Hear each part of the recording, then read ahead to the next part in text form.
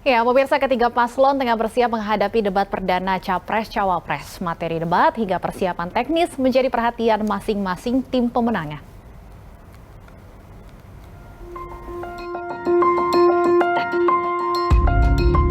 Kurang dari 2 pekan, debat Capres-Cawapres akan segera bergulir.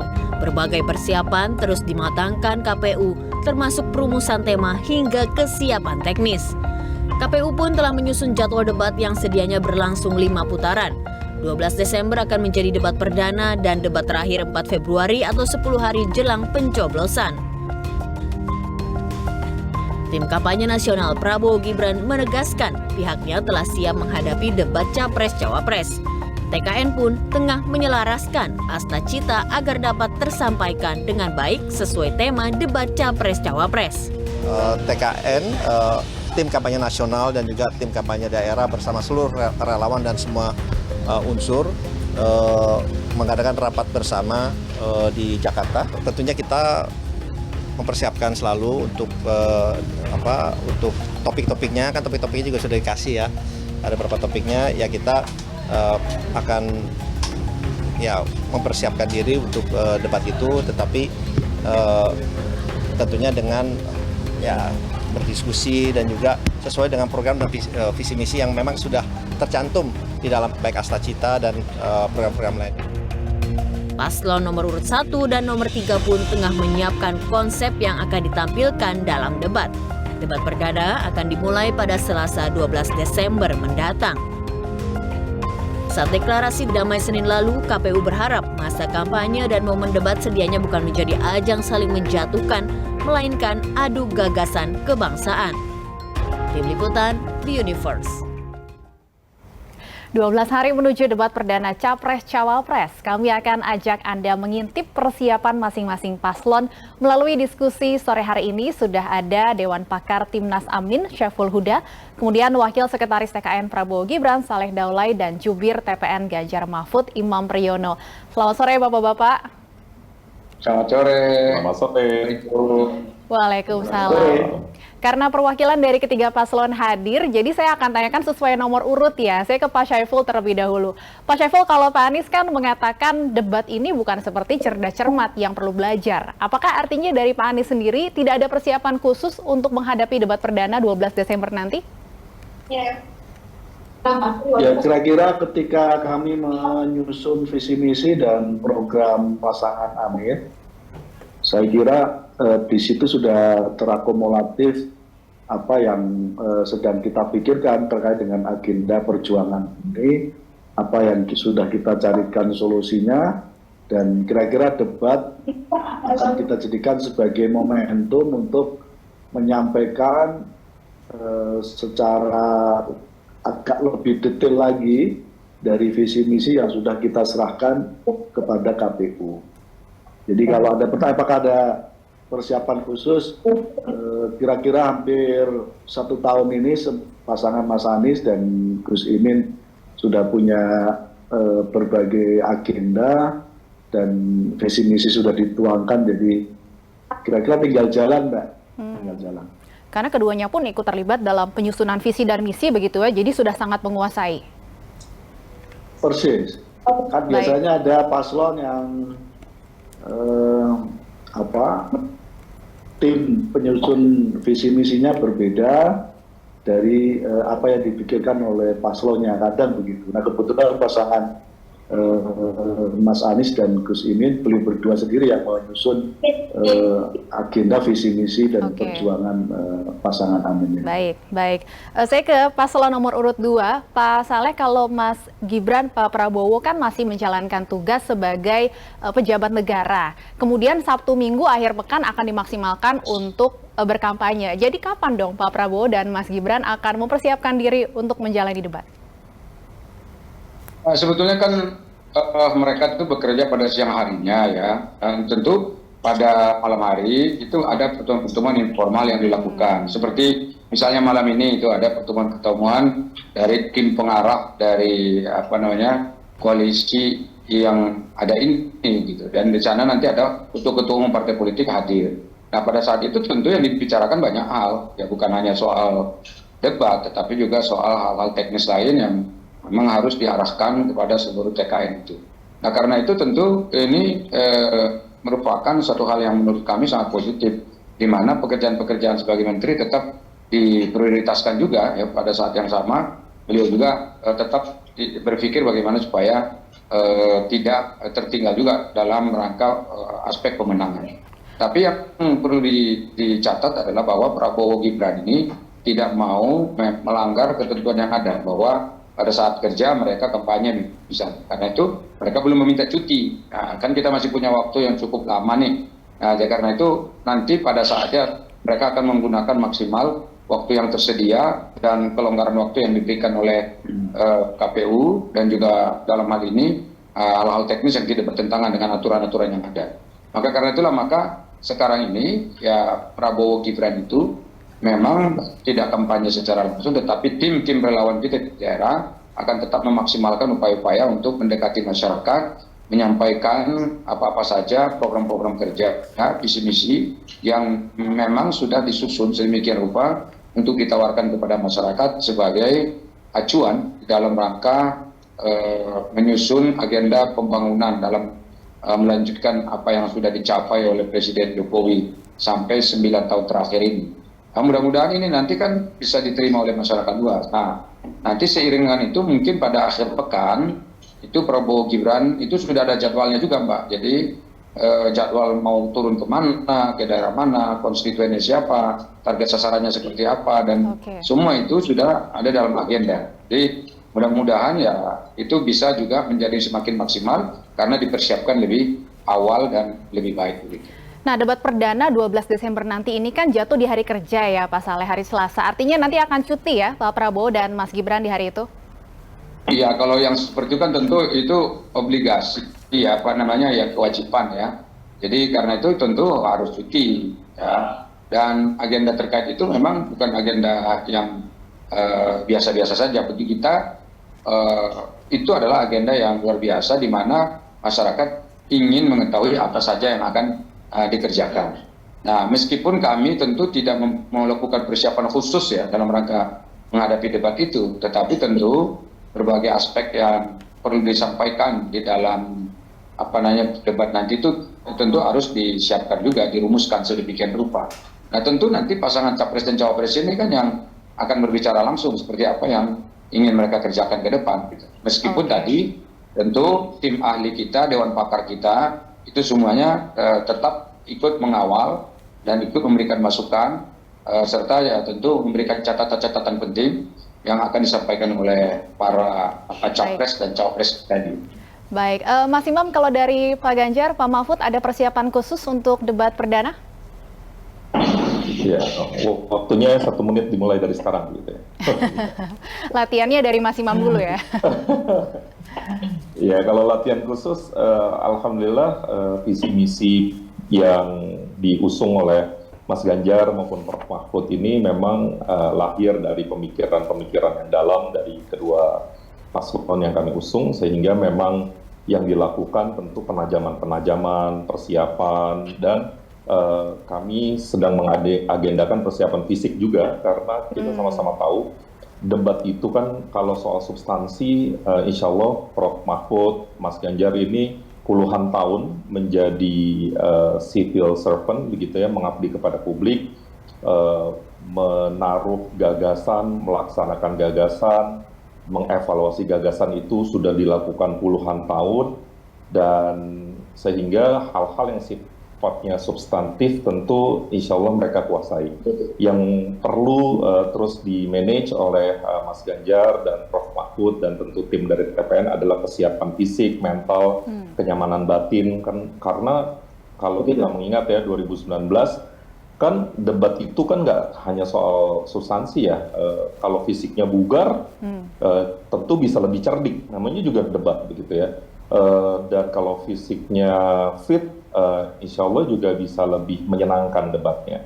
Itu yang terus sedang kami ramu, sedang kami godok, dan pilihan-pilihan diksi, pilihan-pilihan terobosan, kan kita sama-sama tahu debat itu namanya juga apalagi televisi butuh kecerdikan ya, durasi terbatas, model cara debat masih berkembang. Kayak kemarin kan Mbak Nana ya, atau Mbak Najwa Shihab melalui kontennya di Narasi juga bilang atau memberikan otokritik begitu ya, bahwa debat itu kalau di Indonesia tuh kurang menarik, kurang seru gitu ya, kayak cerdas cermat. Dan saya rasa ini juga didengar oleh para pihak, sehingga bukan tidak mungkin nanti debatnya mungkin akan lebih seru gitu ya dibanding sebelum-sebelumnya. Kami juga nantikan itu karena kami setuju ini adalah ruang yang berharga, mahal, dan ruang ini saya mengajak seluruh penonton di BTV untuk nonton nanti acara debat, karena kita berharap punya pemilih yang rasional, bukan pemilih yang ansih, emosional, atau fans club terhadap paslonnya. Kami berharap mereka memilih karena dasar inilah pemimpin yang akan memimpin bangsa ini, yang akan kita titipkan nasib masa depan 270 juta orang di tengah situasi ekonomi geopolitik global yang tidak sederhana. Baik. Kurang lebih itu, Mbak. Yang Jadi persiapannya dari ramu. semua aspek sangat dipersiapkan oleh TPN ya, termasuk kesiapan fisik. Apakah artinya Mas Imam nanti H-1 atau H-2 debat akan ada persiapan khusus, misalnya tidak kampanye keluar kota, atau mungkin Pak Mahfud akan cuti dari tugasnya sebagai menteri untuk menjaga persiapan fisik ini supaya tetap prima pada saat debat? Ya, minum jamu, makan yang sehat, gitu. Ya kurang lebih itu, Mbak. Saya setuju dengan yang Mbak sampaikan, dan memang itu juga kami akan coba mengelola jadwal dari Mas Ganjar, Prof. Mahfud, agar mungkin tidak terlalu lelah, sehingga pada saat debat nanti maksimal bisa mengajak sebanyak-banyaknya publik untuk memahami visi dan misi dari Mas Ganjar dan Prof. Mahfud. Baik, Pak Syaiful, kalau dari Timnas Amin sendiri, apakah ada tim khusus yang memang ditugaskan untuk mempersiapkan debat dari Pak Anies dan juga Caimin?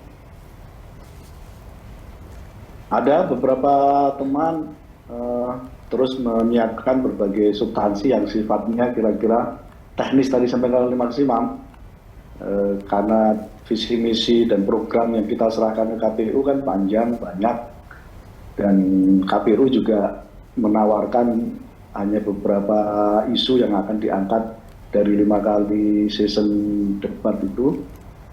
Jadi sifatnya perasaan berbagai gagasan supaya nanti tersampaikan dengan baik kepada publik dan mudah difahami oleh publik, karena menjadi penting banget tahun 2024 ini pilpres kita ingin mendorong level pilpres publik memilih karena memang gagasan dan apa yang ditawarkan oleh kandidat, bukan karena urusan pragmatisme politik ketika mereka memilih.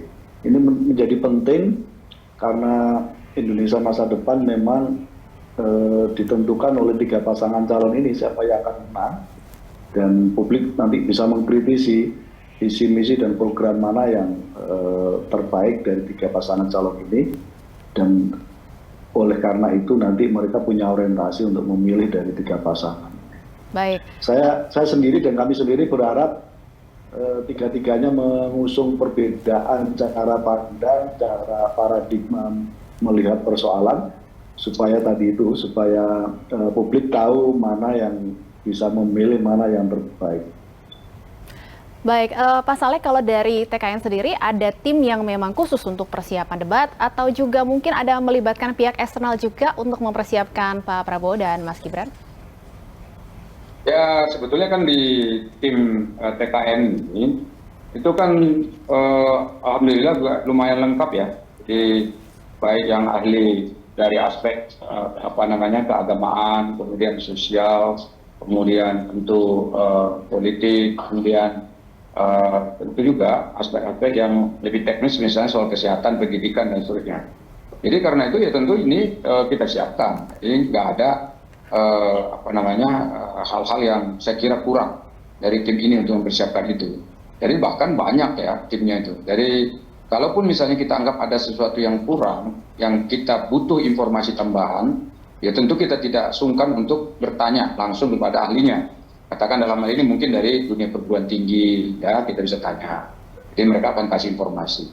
Misalnya ada hal-hal lain, misalnya tadi, bagaimana kita mengembangkan upaya kesehatan masyarakat. ya kita butuh tambahan informasi, ya tentu kita panggil pakar-pakar yang terkait dengan kesehatan masyarakat. Dan ini hal-hal yang saya kira sudah rutin kita lakukan. Dan tentu tidak juga, kita tidak boleh menganggap bahwa presiden dan wakil presiden atau calon presiden dan calon wakil presiden itu adalah manusia unggul, manusia yang sempurna, manusia yang sudah serba tahu. Tidak. Justru pada sisi itulah ada diperlukan untuk membaca lagi, menambah referensi lagi, kemudian dia berdiskusi. Dan tadi yang saya katakan, baik formal maupun informal, kita selalu mengadakan diskusi itu, memberikan masukan, gagasan, dan juga memperbaiki apa-apa yang dianggap masih perlu disempurnakan, seperti itu. Baik, Mas Imam, kalau dari TPN juga sepertinya kalau kita lihat susunannya dari berbagai unsur sudah ada ya. Mungkin ada tim khusus yang khusus mempersiapkan untuk debat, atau ada melibatkan juga pihak profesional, pihak eksternal, Mas Imam? Kalau di kami sebenarnya seluruh kedeputian pasti memberikan kontribusinya, tetapi setidaknya ada dua kedeputian yang akan fokus. Yang pertama adalah kedeputian politik 5.0, kemudian kedeputian komunikasi 360. Saya juga ada di sana, dan setidaknya dua kedeputian ini yang akan menggodok bersama-sama, mau feeding secara berkala dengan Pak Ganjar dan Prof. Mahfud. Hampir setiap hari kami diskusi, Mbak, dan untuk mempersiapkan hal ini. Baik, sebelum mengakhiri perbincangan kita, saya ingin berikan kesempatan untuk perwakilan dari masing-masing paslon untuk menyampaikan singkat saja komitmen agar menjaga debat Capres-Cawapres ini benar-benar menjadi adu gagasan, bukan adu gas-gasan begitu ya. Silakan dari perwakilan paslon nomor urut 1, Pak Syaiful. Ya, kita ingin debat nanti betul-betul mendiskusikan berbagai hal yang sifatnya substantif, apa yang menjadi persoalan kita hari ini, dan tawarannya apa solusinya gitu. Nah, dengan cara itu kita ingin semua masalah yang kita hadapi hari ini termitigasi dengan baik dari 3 pasangan calon ini, dan sampai pada akhirnya publik bisa menilai mana yang menawarkan gagasan untuk ada solusinya, mana yang belum sampai bisa merumuskan dan bahkan belum ada solusinya. Itu penting sekali. Baik. Supaya sekali lagi publik tidak terjebak pada pragmatisme politik. Baik, Pak Saleh, silakan. Ya, kami berharap bahwa pemilu yang akan dilaksanakan tanggal 14 Februari 2024 ini, itu benar-benar kita jadikan sebagai pesta rakyat ya. Karena demokrasi itu sebetulnya pemiliknya itu adalah rakyat. Nah, karena itulah maka sebagai sebuah pesta rakyat kita harus menghadapinya secara gembira, ya, tanpa harus menyakiti pihak-pihak lain. Karena kita ini adalah anak bangsa. Jadi persatuan dan kesatuan itu harus tetap diteguhkan tanpa harus saling sikat-sikut. Nah, karena itu upaya-upaya yang sedang sekarang ini saya lihat juga mulai gencar-gencar yang dilakukan di media sosial terkait dengan katakanlah mengarah pada penyebaran fitnah, isu-isu kampanye negatif, kemudian penyerangan terhadap sosok pribadi dari calon presiden, wakil presiden itu saya kira harus kita hindari. Sejauh mungkin harus kita hindari. Bagaimana mungkin misalnya, saya sangat menghormati Pak Ganjar. Pak Ganjar itu saya sudah kenal lama.